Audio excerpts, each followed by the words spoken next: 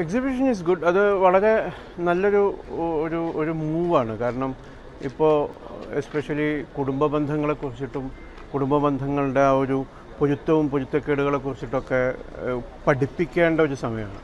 അപ്പോൾ ഈ ഒരു സമയത്ത് ഇത്തരം ഒരു എക്സിബിഷൻ കണ്ടക്ട് ചെയ്യാൻ കാണിച്ച ആ ഒരു ഇനീഷ്യേറ്റീവിനെ ഞാൻ ആദ്യമായിട്ട് അഭിനന്ദിക്കുകയാണ്. നല്ല എക്സിബിഷനാണ്, നല്ല കണ്ടൻസാണ്. വളരെ കുട്ടികൾക്കും അതുപോലെ പാരൻസിനും ഇഫക്റ്റീവായിട്ടുള്ള കണ്ടൻസാണ്. കുറച്ചും കൂടി ഒരു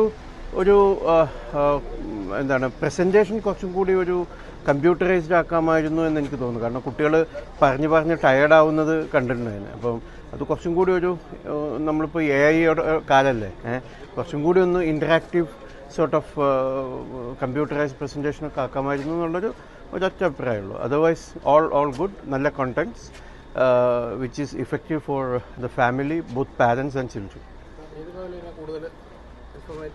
അത് എസ്പെഷ്യലി ആ സോഷ്യൽ മീഡിയ അഡിക്ഷൻ ആ ഒരു ലെവലുണ്ടല്ലോ. കാരണം കുട്ടികൾ എസ്പെഷ്യലി ഈ ചെറിയ കുട്ടികൾ വരെ ഇപ്പോൾ ഈ പോസ്റ്റ് കോവിഡ് സിനാരിയോയിൽ നമ്മൾ കാണുന്ന ഏറ്റവും വലിയ പ്രശ്നമാണ് ഗാഡ്ജറ്റ് അഡിക്ഷൻ.